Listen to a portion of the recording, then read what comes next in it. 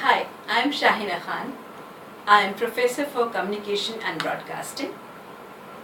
For my assignment of Persuasive Speech, today I have chosen the topic Alarming Rise in Rape Cases in India, with special reference to New Delhi and National Capital Region. Rape is an age-old phenomenon which has existed from time immemorial in almost all societies of the world.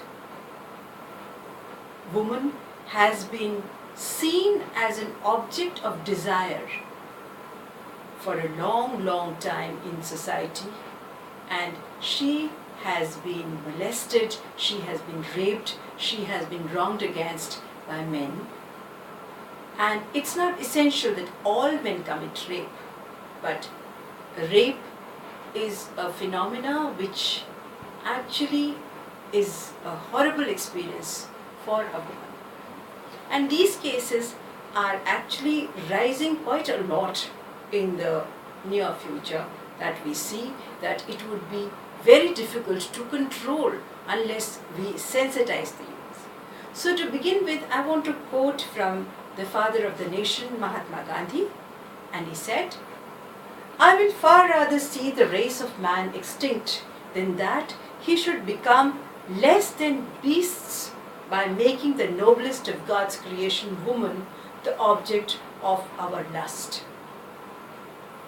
Object of lust, the woman. What is the reason? Why are these cases becoming so much? Alarming rate of rising of rape cases in Delhi and around the area is due to three reasons, as per me. The first being financial independence, the other one being more and more women coming out of the houses and going to work and study, and third one is the media bringing these cases to light. So the first case of financial independence.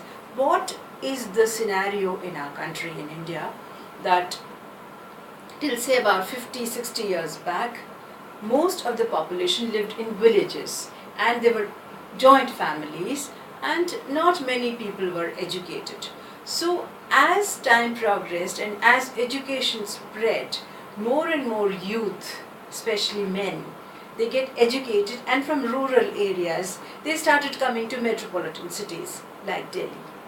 And there most of the boys and young men would come on their own without their families, their fathers, their siblings, their mothers, and others would normally be in the village. So here there is a youngster, financially very independent, and coming to the new world and seeing a lot of new things and feeling very liberated, and has a lot of company, desirable, undesirable, a lot of company which might lead to this kind of behavior in society, outraging women's modesty, going around, and because there is not this close unit of family is not there. Now my second point is more and more women are getting educated, and after getting educated 50 years, 60 years back, 70 years back in India, not many women were going out and studying, so they were not even going out and working in offices and other workplaces. They were, even if they got out of the house, they were just going and helping their menfolk in the fields or something like that. Otherwise, regardless of religion, all women, mostly the women of in the society, would stay at home and look at all the household work and take care of the family. So now more women, when they're coming out of the house, they're also becoming financially independent. They also are becoming self-willed. They also go out out on the streets, out in the markets, out in workplaces. So they're more vulnerable. And then, as I hinted in my previous point, there are more men who are not really in a closed circuit of formal family life. So there is this kind of interaction, and then there is this kind of breaking up of norms and culture in society. And my third point is the media. This transformation in society is taking place, and now we have the media, which is very vibrant now, which was not very vibrant 70 years back, 60 years back. We have the internet, we have the print medium, we have electronic medium, we have the telephone, and what have you. So the cases of rape, or for that matter anything that's happening in society, comes to light very quickly. The dissemination of information is very quick. So that's how we come to know about this alarming rise in the phenomena of rape. Now, how to cure it? Again, I want to mention 2-3 points, and the first one is the law. Law has been made by Supreme Court of India.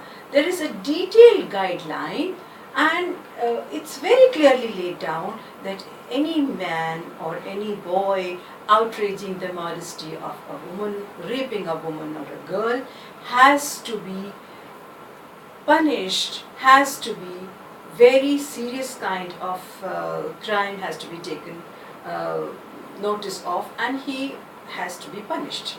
Now, these laws are there.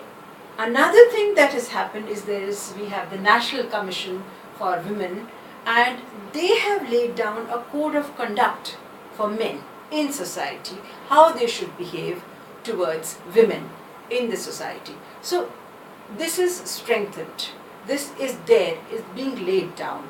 Now, there is the need to sensitize men who come out to work in offices, in workplaces, out on the street, men who go to colleges. And so boys and men have to be sensitized that these laws are there.